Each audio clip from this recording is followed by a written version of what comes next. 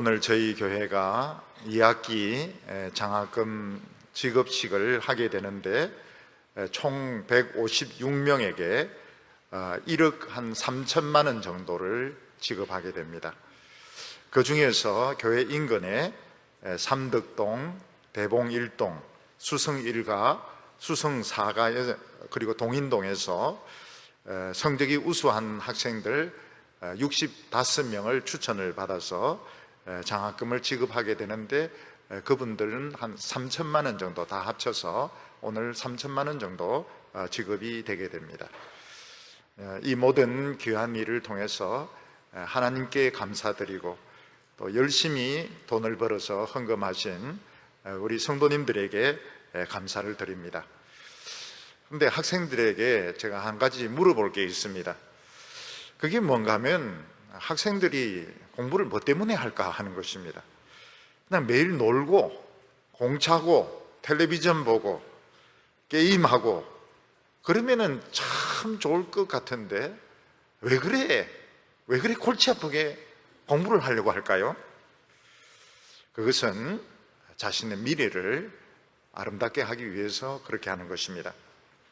공부를 해야 더 좋은 대학교에 가서 많은 지식을 받아들일 수 있고 또 많은 지식을 받아들여야 직장도 가지고 기업도 경영하고 높은 자리에 올라갈 수 있기 때문에 아름다운 미래를 위해서 그렇게 열심히 죽으라고 공부하는 것입니다. 그럼 열심히 공부해서 좋은 대학교 나왔습니다. 오늘 사회 본 이 장로님도 좋은 대학교 나온 생긴 모습하고 달리 굉장히 좋은 대학교 나오신 분이십니다. 그러면 생긴 모습도 잘생기셨어요. 사모님들은 뭐 화내실지 모르겠는데 아주 공부를 잘 하셨어요. 그러면 우리가 이 공부를 잘해서 좋은 학교 나오면 그 공부한 거 가지고 몇 살까지 써먹을 수 있을까요? 한 60살, 70살까지 써먹을 수 있을까요? 아닙니다. 나이가 들면은 사실 출신 학교는 별로 의미가 없어요. 그분의 인격, 그분이 어떻게 처신하고 있고 어떻게 살아가고 있느냐, 그게 중요하지 그 사람이 뭐 어느 대학교 나냐 이게 그렇게 중요하지가 않습니다.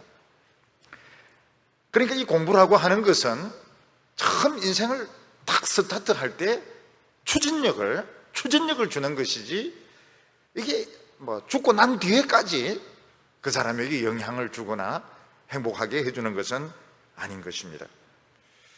근데 사람들은 노후를 대비해서 집을 가지고 돈을 가지고 땅을 가지고 많은 것을 준비해 놓습니다.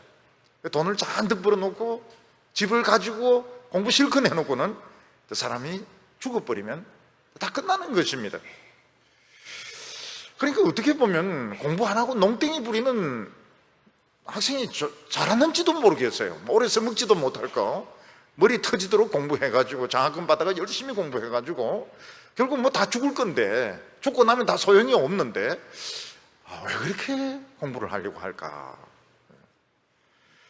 사람이나 동물이나 다 미래를 준비를 해야 고생을 안 합니다. 우리는 여름에 겨울이 올 것을 대비해서 따뜻한 옷이나 또 기름이나 난방을 준비를 해야 됩니다. 또 봄이 되면 가을을 준비해서 씨를 뿌리고 열심히 농사를 해야 결실을 거둘 수가 있습니다. 곰은 겨울에 대비해서 여름하고 가을에 실컷 먹어서 엄청 살을 찌워 놓습니다. 그리고 추운 겨울에는 먹이를 구할 수 없기 때문에 내내 잠을 잡니다. 그래서 봄 되면 곰도 삐쭉 말라서 이제 굴에서 나오게 되는데 이제 문제가 무엇일까요? 곰의 고통이 무엇일까요? 곰이 겨울 동안에 이 변을 못 봤기 때문에 변비가 생긴 겁니다. 이 곰도 사실은 인격 자존심이 있어서 말을 안 해서 그렇지, 근데 봄 돼서 처음 변을 누를 때 곰이 이게 굉장히 막 울부짖고 울고 막 소리 지르고 그래서 피를 질질 흘리면서 변을 봅니다. 근데 그러고는 괜찮아요. 그러고는 괜찮은데 곰도 이 변비 때문에 고생이 많다고. 운담으로 변비는 안 된다고 그래요. 대구는 잘 모르지만 제가 어렸을 때 부산에서 밭 같은 거 파보면 겨울에 개구리가 거기 자고 있어요. 개구리가 자고 있습니다.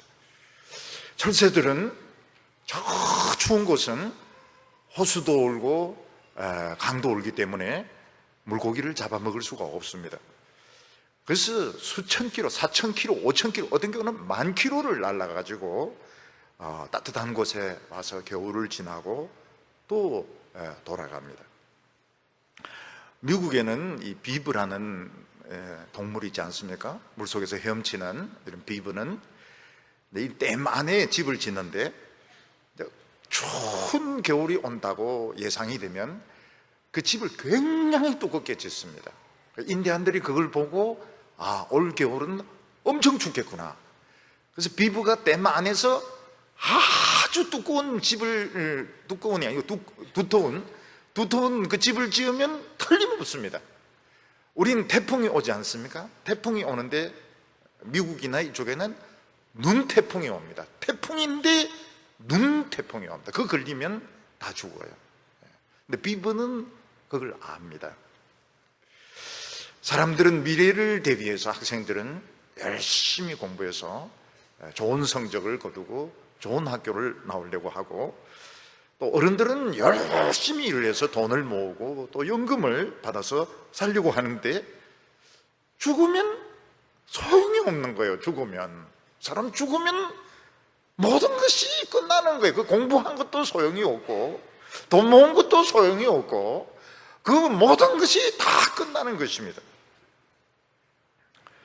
만약 우리가 인생을 사는 것이 그림 그리는 것처럼 도화지에 그림 그리다가 실패하면 또 새 도화지 꺼내서 그림 그리고 또 실패하면 새 도화지 꺼내서 그림 그리고 그렇게 할 수만 있다면 참 좋을 것 같아요. 깡패하다가 실패했으면 칵 죽어버리고 또 다시 한번, 음악가로 한번 살다가 또 안 되면 칵 죽어버리고, 그다음에 운동선수로 살다가 또 안 되면 콱 죽어버리고 이러면 좋을 것 같은데, 인간은 딱 한 번 삽니다. 그리고 물릴 수가 없어요. 딱 한 번 살고 물릴 수가 없고 죽으면 끝나는 것입니다. 그러니까 이 인간은 지금도 시간이 짜깍짜깍 지나가고 있잖아요. 이걸 돌이킬 수가 없습니다. 그리고 한 번 실패를 해버리면 그냥 실패한 그대로 살아야 되는 거예요. 그 제일 안타까운 사람이 어떤 사람인가 하면 젊음을 탕진한 사람, 죄를 지어서 감옥에서 몇십 년 보낸 사람, 이분들의 인생은 돌이킬 수가 없는 겁니다. 근데 한 사람 한 사람을 보면 좀 신비로운 부분이 있습니다. 뭐 공부를 많이 했거나 적게 했거나 어른이거나 아이거나 사람은 뭔가 신비로운 부분이 있습니다.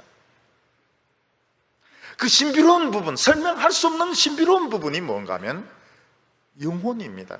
우리 모든 인간에게는 영혼이 있고 뭔가 또 다시 이 영혼은 영원히 계속될 것 같은 그런 생각들이 들어요. 한 번만 살고 없어지게 너무 아까운 겁니다.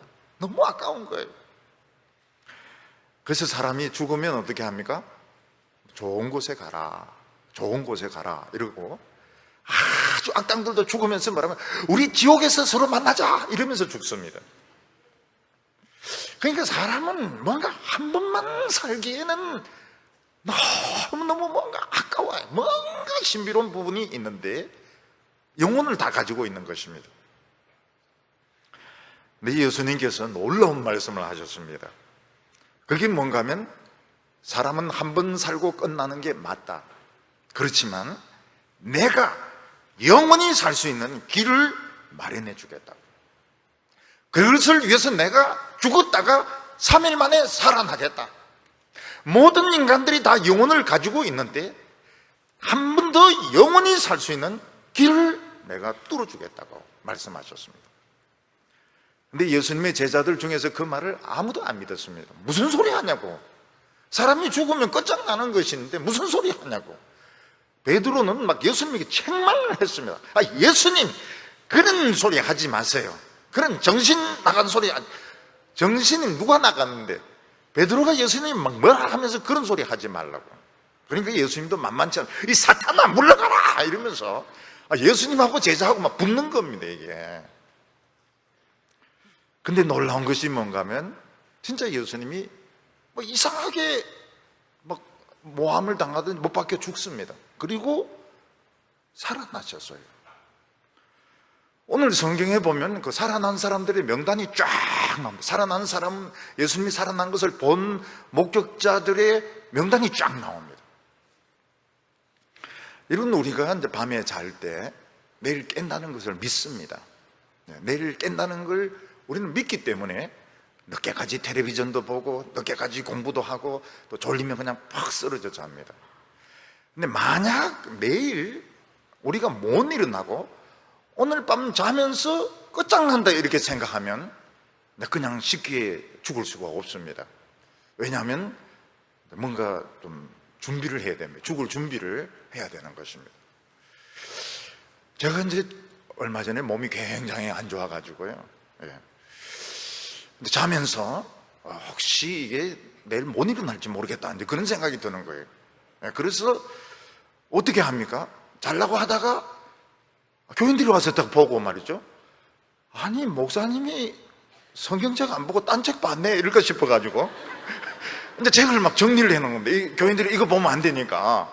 나쁜 책은 아니지만은 그래도 아니 목사님이 돌아가시기 전에 성경책을 보시다 돌아가시고 이렇게 해야 되지. 뭐 딴 책 말이죠. 딴 책 뭐 유비 나오고 뭐 이런 책 보다가 돌아가신다 이러면은 교인들도 시험 받을 수 있으니까 일어나가지고 이제 또 책 정리해 놓고 그리고 또 자는 겁니다. 우리는 내일 깬다는 그런 믿음이 있기 때문에 오늘 하루 종일 놀고 뭐 하고 싶은 대로 다 하고 그리고 잠이 오면 자면 되는 겁니다. 오늘이 만약 마지막 밤이라고 생각하면 문제가 간단하지가 않아요. 어떻게 오늘 이 남은 시간을 보낼 것인가? 어떻게 보낼 것인가? 텔레비를 보면서 보낼 것인가? 게임을 하면서 보낼 것인가? 아니면 뭐 편지를 쓸 것인가? 부모님에게 편지를 쓸 것인가? 문자를 남길 것인가? 뭔가 문제가 좀 심각해지게 되는 것입니다. 그런데 예수님이 우리에게 약속하신 것이 뭔가 하면 예수님 때까지는 죽는 것이 맞습니다. 근데 예수님이 제2의 두 번째 인생을 준비를 해 놓으셨다는 것입니다. 그거는 공부 잘하고 못하는 거하고 상관이 없습니다. 장애를 가졌거나 못 가진 거 상관이 없습니다. 그러나 그 차이는 극단적인 차이가 있습니다.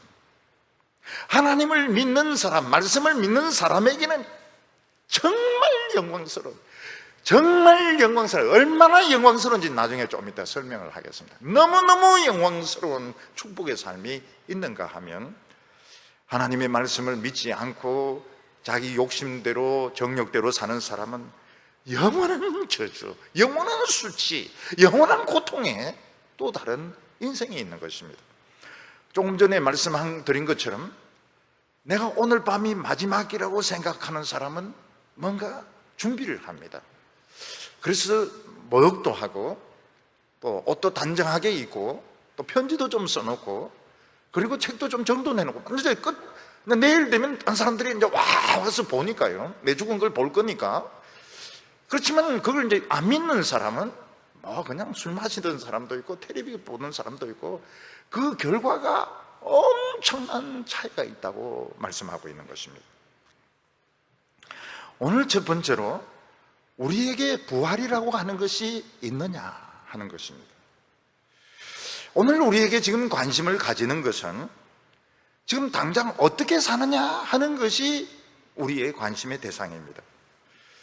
예를 들어서 지금 중고등학생들은 어떻게 하면 좋은 성적을 얻어서 좋은 대학교에 입학하느냐 하는 것이 문제고, 또 취업을 준비하는 취업 준비생들을, 또 공무원 시험을 준비하는 사람들은 그 시험에 합격을 해서 직장을 얻는 것이 중요하고, 또 직장 생활하고 있는 사람은 직장에서 쫓겨나지 않고 성진을 하는 것이 중요하고, 우리는 지금 여기서 이제 성공하는 것이 제일 지금 관심을 가지고 있는 문제입니다.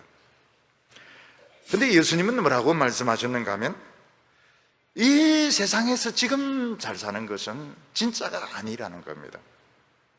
이거는 연습이고 이거는 훈련받는 것이고 우리 모든 인간들은 한 번 더 살게 되는데 그게 더 진짜라는 겁니다.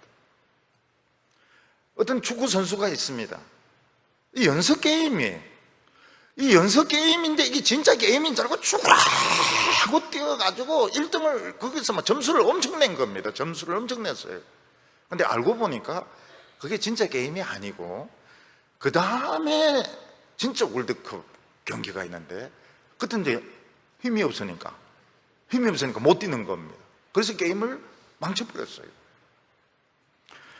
어떤 음악 연주자가 있는데 그 연습입니다. 연습. 지금 연습인데 연습이 진짜인 줄 알고 막 얼마나 바이올린을 끌고 대었는지 줄이 다 끊어져 버렸어요. 근데 잠시 후에 사람들, 청중들이 막 들어오기 시작하는데 근데 그게 진짜인지 연주인데 이 시간을 잘못 아는 겁니다. 그래서 거기서 이제 하려고 하니 이미 뭐 줄도 끊어져 버리고 힘도 다 빠져버리고 그래서 연주를 망치게 돼버린 것입니다. 오늘 우리는 지금 이게 진짜 메인 게임인 줄 알고 이게 진짜 연주자 이 세상에서 죽으라고 공부하고 죽으라고 노력을 합니다. 근데 이게 연습입니다. 연습. 사람들은 이 세상에서 성공한 것이 영원히 계속될 거라고 생각하지만 이미 영원히 계속되지 않습니다. 이미 늙으면서 많이 변색되고 퇴색되고 죽으면서 그냥 끝나는 것입니다. 오히려 이 세상의 룰과 하나님의 룰은 정반대입니다. 이 세상에서 높은 사람은 하나님 앞에서는 낮은 자가 되고 이 세상에서 제일 낮은 사람이 하나님 앞에서는 높은 자리를 차지하게 됩니다. 그러니까 이 세상 룰하고 하나님의 룰하고는 정반대인 겁니다. 사람들은 넓은 길을 갑니다.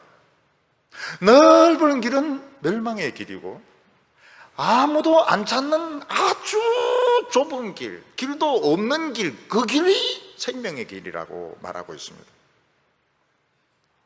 오늘 사람들은 돈 많은 사람들이 복받은 사람이라고 생각하지만 예수님은 뭐라고 말씀하시는가 하면 심령이 가난한 자가 복이 있다고 말씀하고 있습니다.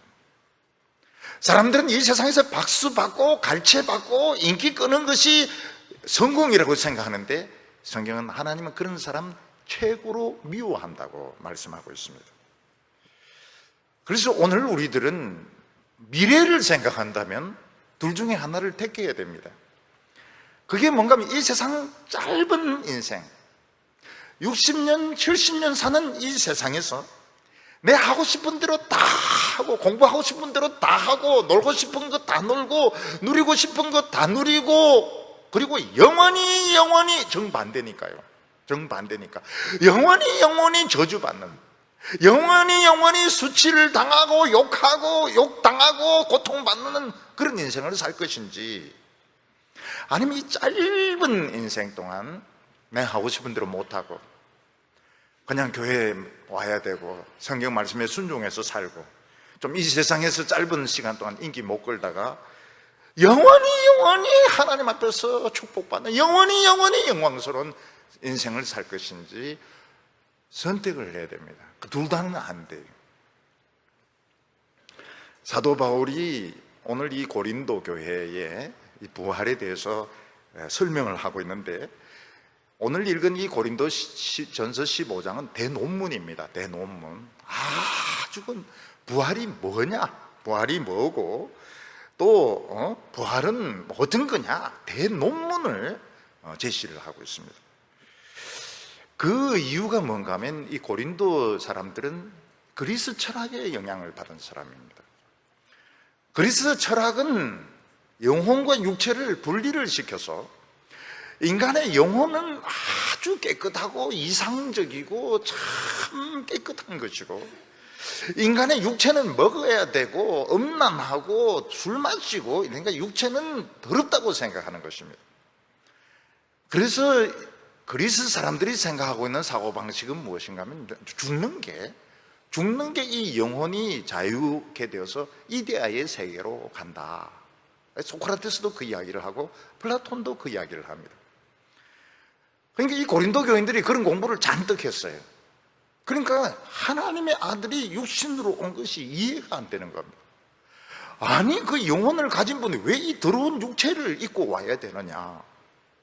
그리고 그분이 죽었다가 왜 도로 육체를 가지고 살아나야 되느냐. 그래서 무슨 이야기를 하는가 하면 거기에 있는 목회자들 중에서도 부활이 없다, 그렇게 가르치는 사람도 있었던 것입니다. 오늘 우리들에게 있어서도 사실 부활에 관심이 없습니다. 그것은 철학을 배워서 관심이 없는 것이 아니고 지금 이 세상이 너무 좋기 때문에 부활에 관심이 없어요. 이 세상에서 좋은 학교 나오고 박사를 받고 공부를 잘하고 이러면 사람들이 알아줍니다. 그리고 이 세상에서 돈을 잔뜩 벌어서 그 넓은 집에서 그 좋은 차를 타고 막 다니면은 사람들이 우르르 봅니다. 이 세상에서 뭐 스케이트를 타든지 골프를 하든지 막 세계적으로 1등을 하면 막 박수 갈채를 받습니다. 그러니까 지금 우리는 이 세상이 너무 좋은 거예요. 너무 좋아요. 여성들은 드라마가 너무 재미있는 거예요. 너무 재미있어요. 토요일 드라마 너무 재미있어요. 남편이 말 걸면은 이혼당하는 수가 있습니다. 너무 그 재미있는 시간에 앞에 왔다 갔다 하면서 시야를 가린다든지 옆에서 오늘 설교 본문이 어떤 거냐 이 묻다가는 이혼당하는 수가 있습니다. 커피 밥 안 먹어도 돼요. 커피 그 시커먼 물 그거 마시면서 속이 시커매지도록 막 그거 먹고. 지금 부활 그런 거는 지금 관심이 없어요. 이 세상이 너무너무 지금 재미있는 것입니다. 근데 사도 바울은 그게 아니라고 말하고 있습니다. 오늘 읽은 말씀 보면 형제들아 내가 너희에게 전한 복음을 너희에게 알게 하노니 이는 너희가 받은 바요 또 그 가운데 선 것이라. 너희가 만일 내가 전한 그 말을 굳게 지키고 헛되이 믿지 아니하였으면 그로 말미암아 구원을 얻으리라. 사도 바울은 뭐라고 말하고 있습니까? 복음, 기쁜 소식을 너희들이 들었고 그 위에 서 있다고 말하고 있습니다. 이 세상에 지금 부귀영화는 다 진흙입니다. 늪입니다. 그래서 결국은 다 빠져가고 있습니다. 오늘 우리가 굉장히 우리나라가 잘 살고 있지 않습니까? 지금 가난한 사람들도 많이 계시고 어려운 분도 많이 있지만 우리나라가 지금 우리나라 5,000년 역사에서 지금 한 30년, 한 30년이 제일 잘 사는 시기인 겁니다. 근데 이게 영원히 계속되리라는 보장이 없어요. 여러분 6.25 전쟁 때나 일제시대 때 보면요, 진짜 비참했습니다. 진짜 비참했어요. 그리고 6.25 때 대구하고 부산 요쪽은 우리나라에 빚이 있습니다. 요 대구 여기 지키려고 다부동하고 요 외관에 엄청나게 죽었습니다. 엄청나게 죽었어요. 젊은 사람들 가서 퍼부으면 죽으면 또 퍼붓고 북쪽에서도 다 북쪽에서 그 사람들 북한에서 온 사람들이 아닙니다. 남한에서 잡은 젊은이들을 이 외관 다부동이 다 양쪽이 다 남한끼리 싸운 겁니다. 남한끼리. 물론 북한에서 내려온 인민군도 있지만 남한에서 잡은 인민군들을 이 다부동하고 외관에 다 집어넣어 이 대구 지키려고요. 우리는 빚이 있는 사람들이에요. 빚이 있는 사람들. 우리는 지금 한 30년 잘 살고 이게 전부인 줄 압니다. 지금 이 잘 사는 게 영원히 계속될 줄 알고 지금 막 놀고 먹고 마시고 그냥 돈 쓰고 이러는데 지금 이게 지금 유별나게 우리가 행복한 시기에 태어난 겁니다. 전쟁이 마친 뒤에 지금 태어난 거고 우리나라가 제일 잘 살 때에 K-팝 가수들이 막 춤추고 노래하고 삼성전자, 현대자동차 막 날릴 때 그때 지금 태어난 겁니다. 근데 이게 계속된다는 보장이 있느냐? 아무도 장담 못해요. 사도 바울은 뭐라고 말합니까? 너희가 복음을 들었고 그 위에 서 있는데 그 위에 있으면 안 떠내려간다는 겁니다. 복음 말씀 위에 서 있으면 안 떠내려가지만 다른 것은 다 진흙구덩이이기 때문에 삼성도 빠지고 현대도 빠지고 롯데도 빠지고 다 빠진다는 겁니다. 다 빠지는 거예요. 지금 하나님의 말씀을 듣고 그 위에 서 있는 사람은 든든한 반석 위에 서 있는 것이기 때문에 안심할 수 있는데, 이게 재미가 없다. 더 잘 살고 싶다. 내가 더 멋있게 살아야 되겠다. 그 반석에서 벗어나는 순간 늪에 빠지게 되는 것입니다. 여러분, 기독교가 굉장히 지성적이지만 이 지성이 들어오면 기독교가 죽습니다. 어떤 목사님이 영국의 옥스퍼드 대학에서 설교를 하는데 아주 성경을 가지고 막 그 강론을 한 겁니다. 그러니까 총장 그 부인 사모님이 오셔서 뭐라고 말씀하시는가 하면, 오늘 설교에서 정말 참 모처럼 은혜 받았습니다 이러면서, 다른 목사님들은 옥스퍼드 교수들이나 옥스퍼드 학생들은 막 지성인이라고 생각해서 너무 설교를 어렵게 한다는 겁니다. 너무 어렵게 이야기하고 막 철학적으로 이야기하고 학문적으로 이야기해가지고 은혜를 전혀 받을 수 없다는 것입니다. 근데 그 목사님은 아무리 옥스퍼드 교수고 옥스퍼드 학생들 그 죄인들이거든요. 무슨 죄인입니까?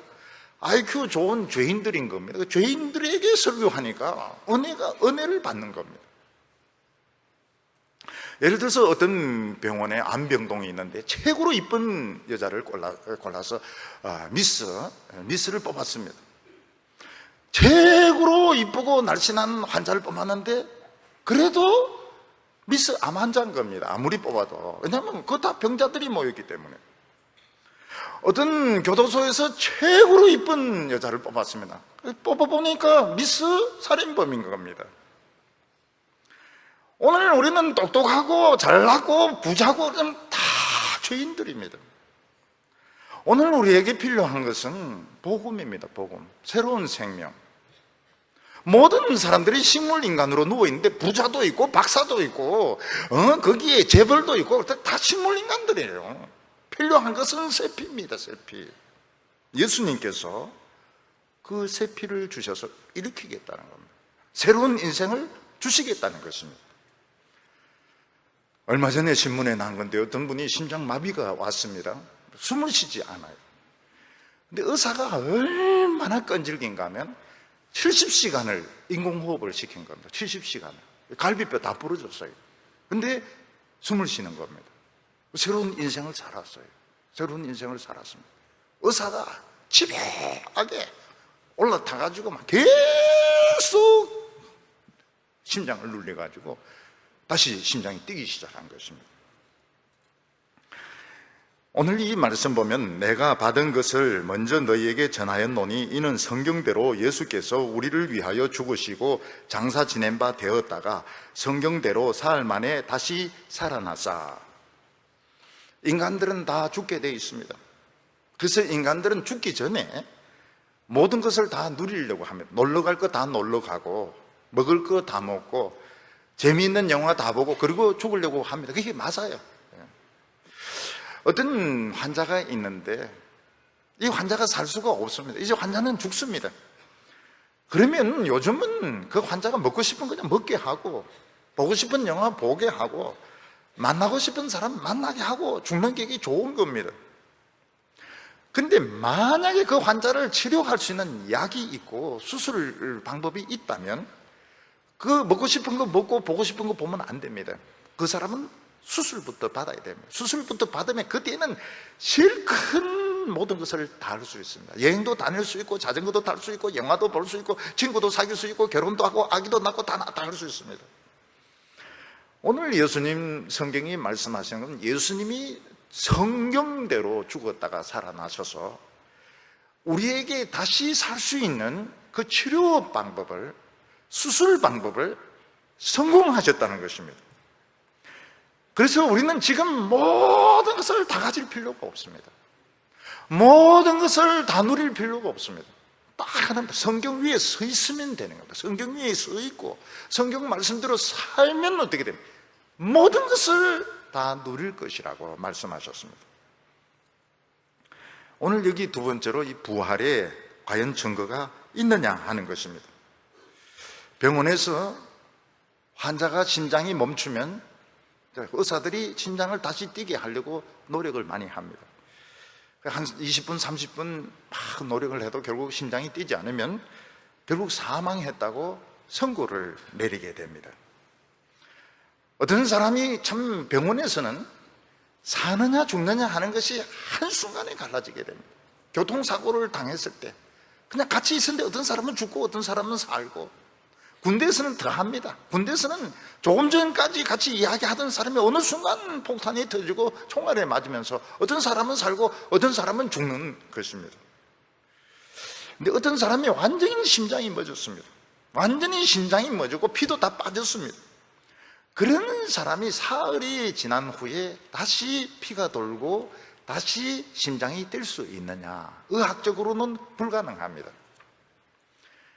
그런데 성경에서는 가능합니다. 왜냐하면 하나님이 그렇게 약속하셨습니다.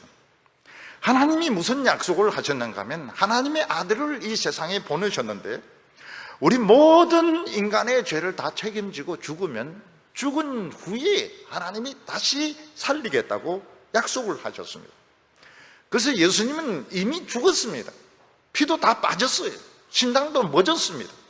그런데 3일이 지난 후에, 만으로는 하루 반입니다. 날짜로는 3일 지난 후에 심장이 뛰기 시작하고 피가 돌기 시작하면서 예수님 눈을 번쩍 뜨면서 그 자리에서 일어나셨던 겁니다. 예수님께서 뭐라고 말씀하셨습니까? 예수님께서 나를 믿는 자는 영원히 살리라. 지금 우리 앞에 새로운 인생이 준비되어 있습니다. 오늘 여기 성경에 보면 예수님이 살아난 것을 본 목격자들의 이름을 쭉 나열하고 있습니다. 5절부터 보면 게바에게 보이시고 후에 12 제자에게와 그 후에 500여 형제에게 일시에 보이셨나니 그 중에 지금까지 대다수는 살아있고 어떤 사람은 잠들었으며, 예수님이 확실하게 죽으셨고 확실하게 살아났다는 목격자들이 수두룩합니다. 여러분, 2차 대전 때 독일 나치가 수용소를 만들지 않았습니까? 거기 많은 유대인들을 거기 집어넣어서 수백만 명을 죽였습니다. 근데 그 증거가 없으면 사람들이 안 믿습니다. 실제로 많은 사람 죽이고 사람들을 그렇게 했어도 증거가 없으면 아무도 안 믿습니다.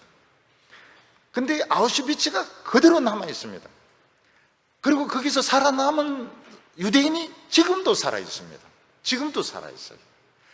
그리고 그 유대인들을 박해했던 그 독일군이 지금도 감옥에 갇혀 있습니다. 이게 무엇을 이야기합니까? 아우슈비츠나 수용소가 확실하게, 그게 몇 개나 있었겠습니까? 한 3, 40개 이상이 있었습니다. 아우슈비츠만 대표적인 수용소로 남아있지만 사실은 폴란드라든지 네덜란드의 이런 수용소, 유대인들을 죽인 수용소들이 많이, 유대인만 죽인 게 아닙니다. 러시아인들도 죽였습니다. 정말 못된 짓을 많이 했습니다. 여러분, 우리는 일본에 대해서 그런 나쁜 감정을 가지고 있지 않습니다. 근데 그 정신대 위안부 문제나 할머니들이 살아있지 않습니까? 할머니들이 살아있습니다. 근데 일본은 참 이상합니다. 절대로 공개적으로 사과 안 합니다. 일본은 참, 한 사람 한 사람은 정직합니다. 한 사람 한 사람 참 정직합니다. 뭐 이렇게 탁 부딪히고 이러면 스미마셍 이러면서 막 미안하다고 막 그렇게 이야기합니다. 근데 단체나 정부는 절대로 사과 안 합니다. 일본 사람들은 어떻게 합니까? 개별적으로 복수합니다. 일본 사람들은 개별적으로 복수를 해요. 근데 우리 한국 사람들은 참 어떻게 보면 착합니다. 소녀상 세워놓고 사과 영원히 안 할 줄 알면서도 목도리도 해주고 춥다고 막 이렇게 하면서 기다리고 있는데, 이게 일본 사고하고 우리하고는 많이 달라요. 절대로 사과 안 합니다. 일본은 공개적으로 절대로 사과 안 합니다. 그래서 그런 일이 있으면 개인적으로 복수를 해버립니다. 참 우리하고는 달라요. 예수님이 십자가에 못 박혀 죽었다가 다시 살아나셨다. 그게 나와 무슨 상관이 있는데? 목격자들이 수두룩합니다.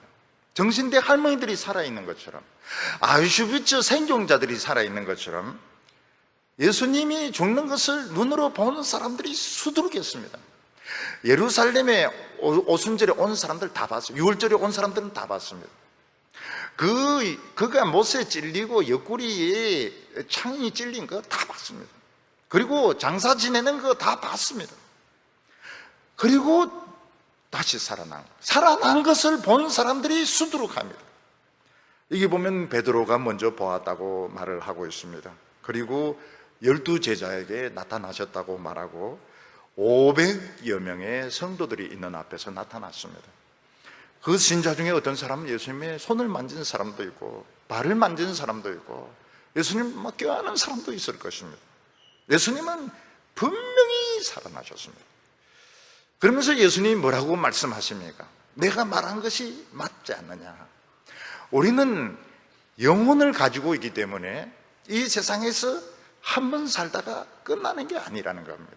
우리는 이 세상에서 한 번 살고 한 번 더 산다. 한 번 더 사는 것이 준비되어 있다는 거예요. 그게 극단적인 차이가 있습니다.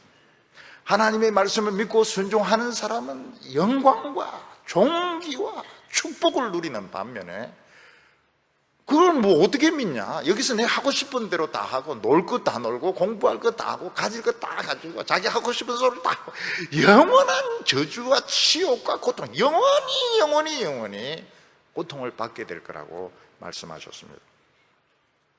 오늘 여기 세 번째 마지막으로는 이 부활의 영향을 받고 인생이 완전히 뒤집어진 사람들 이야기를 하고 있습니다.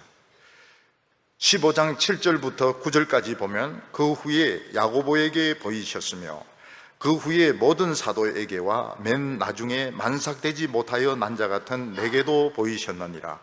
나는 사도 중에 지극히 작은 자라. 내가 하나님의 교회를 박해하였으므로 사도라 칭함을 받기에 감당치 못할 자니라. 여기 야고보가 나오는데 이 야고보는 예수님의 동생입니다. 예수님의 동생이지만 예수님을 하나님의 아들로 절대로 인정을 안 했습니다.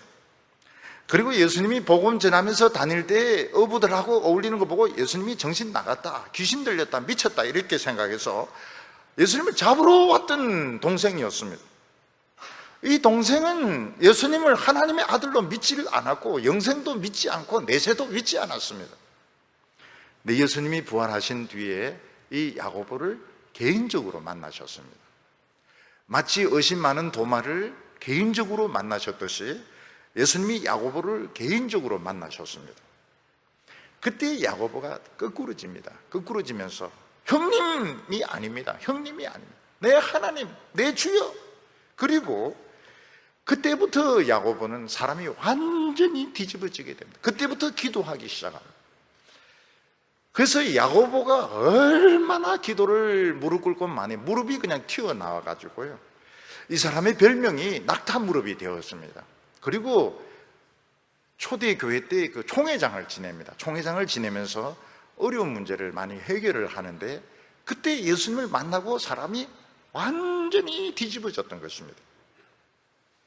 그리고 또 한 사람이 누군가 하면 이 바울이라는 사람이었습니다. 바울이라는 사람은 엘리트 중에 엘리트였고 그는 율법을 많이 공부했습니다. 그리고 율법을 가지고 유대인의 선생이 되려고 했고 높은 자리에 올라가려고 했습니다. 그때 이 바울이 무슨 소리를 듣는가 하면 예수가 죽었다가 살아났다 그런 소리를 듣고 이 미친 광신자들, 어떻게 이런 무식한 사람들이 다 있는가.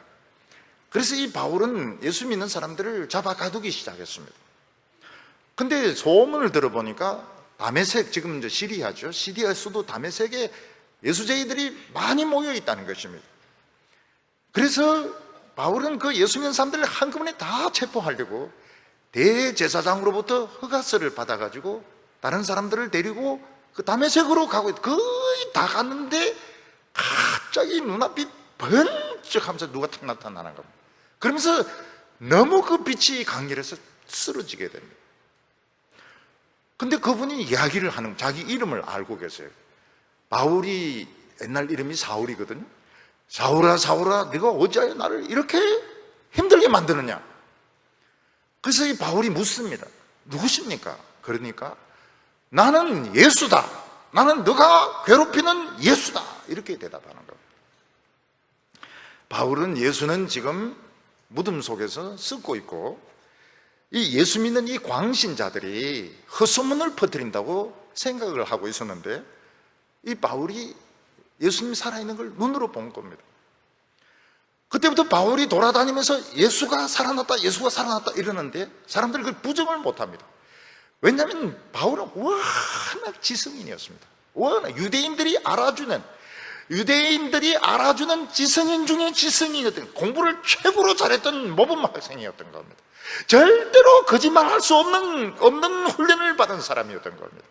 그런데 그 사람이 내 예수 봤다, 예수 살아계시더라고, 예수님은 살아계시더라고 이야기를 했습니다. 오늘 이 예수님이 살아계신다는 이 사실이 오늘 우리 전부를 바꾸었습니다. 전부를 바꾸었습니다.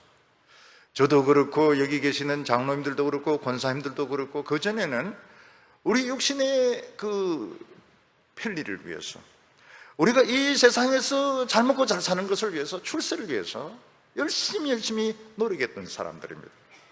그런데 어느 날 예수님이 부활하셨다는 소식을 듣게 되었고 어느 날 그것을 믿게 되었습니다. 그리고는 우리 인생이 다 바뀌게 된 겁니다.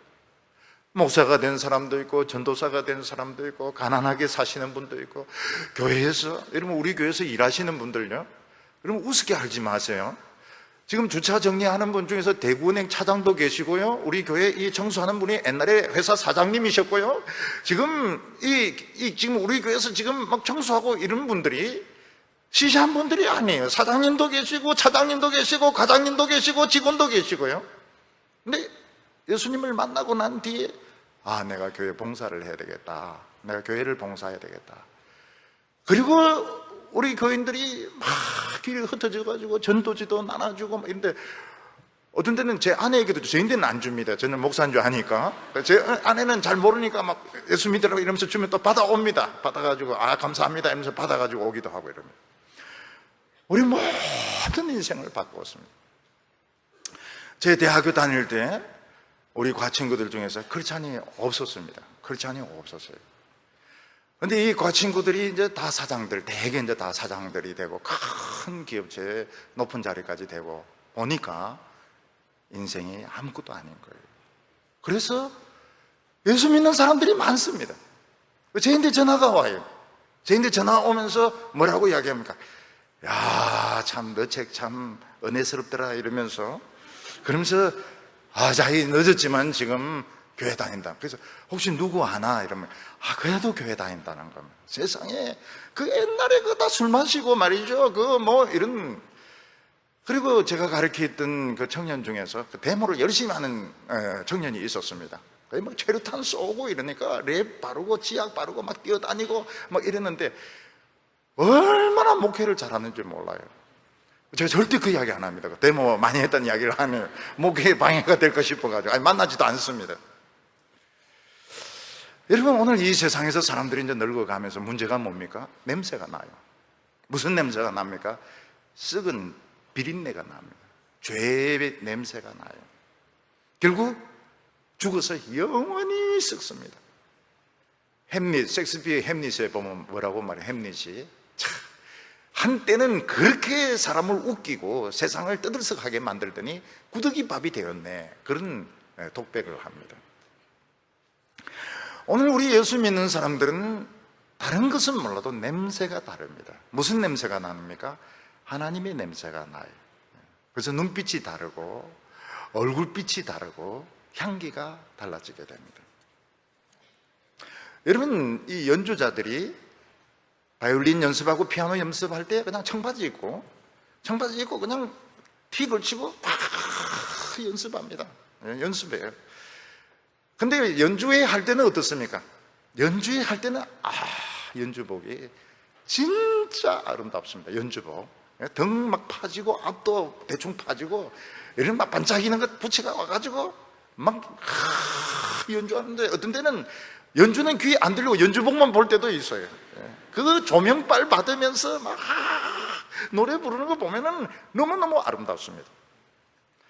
운동선수들도 연습할 때는 그냥 대충 옷 입고 하지만 진짜 월드컵 경기할 때는 수만 명이 모이고 텔레비전으로 또 수백만 명, 어떤 데는 막 수천만 명이 보는 앞에서 이제 경기를 합니다. 오늘 지금 우리가 이 세상 사는 것은 연습입니다. 연습입니다. 그래도 우리는 성실하게 해야 돼요. 연습도 성실하게 해야 됩니다. 공부도 성실하게 해야 되고, 직장생활도 성실하게 해야 되고, 특히 하나님의 말씀은 굉장히 성실해야 됩니다. 굉장히 이 반석은 흔들릴 수가 없습니다. 오늘 믿는 거 하나는 철저하게 해야 됩니다. 딴 거는 성실하게 해도 성공합니다. 틀림없이 성공합니다. 예수 안 믿는 사람들은 성공한 사람이 한 10,000명에 1명, 2명 나올까 말까예요. 근데 예수 믿는 사람들은 성공할 기회가 굉장히 높습니다. 그리고 청소년들은 특히 예수 믿어야 됩니다. 특히 예수 믿어요. 왜냐하면은 학교에서 괴롭히고 이러면 자꾸 자살하지 않습니까? 예수 믿는 아이들은 이 하나님이 지켜주세요. 천사가 지켜주세요. 저도 청소년 때 깡패 몇 명이 내인데 덤벼들려고 그랬는데, 그래? 이러니까 다 도망가 버렸어요. 나사렛 예수의 이름으로, 그래? 한번 붙어보자 이랬더니 분명히 무슨 백이 있다고 생각을 한 겁니다. 다 달아나버려요. 몇 번 깡패하고 붙을 뻔했는데 다 도망갔어요. 제가 군대 생활을 할 때도 제 상사들이 제 배후에 국회의원이나 장군이 있다고 생각했어요. 너무 중위가 큰 소리 치니까. 그 어느 날 중령이 와서 물어요. 너 배우가 뭐냐? 별 몇 개냐? 이렇게 묻더라고요. 그래서 이야기를 해줬어요. 나사렛 예수의 이름으로. 까불지 말라고요. 여러분, 우리가 지금은 청바지 차림으로, 티 차림으로 우리가 참 남들은 알아주지 않고 그렇지만 신앙생활 하나는 철저히, 나중에 보면 무슨 대학교 나오고 유학을 갔다 오고 무슨 해도 소용이 없습니다. 신앙생활 한 것이 딱 남습니다. 그리고 나팔 소리 날 때 옷을 바꿔요. 연주복. 그 화려한 연주복 입고 나타나게 됩니다. 그때 박수갈채, 천사들의 박수갈채, 모든 성도들의 박수갈채를 받으면서 그때 이제 연습한 곡을 연주를 하는 겁니다. 우리가 이 세상에 살아온 그 믿음들, 우리가 이 세상에서 환난 받으면서 견딘 것들, 하나님 앞에서, 천사들 앞에서, 성도들 앞에서 막 연주를 하는데 그 박수갈채가 조명하며 엄청난 그 영광의 시간, 축복의 시간이 영원히 계속된다고 말씀했습니다. 요즘 우리 청년들 공부한다고 고생이 많고 성도님들도 수고를 많이 하십니다.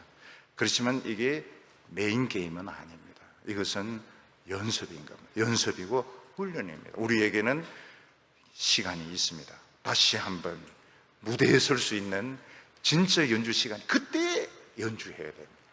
그때 우리가 한평생 믿음 생활 해온 거, 한평생 연단 받은 거, 그걸 하나님 앞에서, 천사들 앞에서 연주할 때 그 박수갈채, 그 영광이 영원히 계속될 줄로 믿습니다. 기도드리겠습니다. 하나님 아버지, 우리를 사랑하셔서 우리 대한민국이 참으로 전쟁이 끝난 뒤에 평화의 시대에, 그리고 우리 대한민국이 제일 잘 살 때에 우리가 살게 하여 주심을 감사합니다. 그러나 이것에 만족해서는 안 됩니다. 우리가 이 순간에 우리 복음을 붙들어야 됩니다. 하나님의 말씀 위에 서야 됩니다. 죽자고 신앙생활을 해야 됩니다. 그래서 천사장들의 나팔 소리가 날 때, 주님이 천사들과 함께 이 세상에 다시 오실 때에 우리가 최고로 멋진 옷 입고 나타나서 하나님에게 찬양하며 영광 돌릴 수 있는 저희들 되게 하여 주시옵소서. 예수님의 이름으로 기도하옵나이다.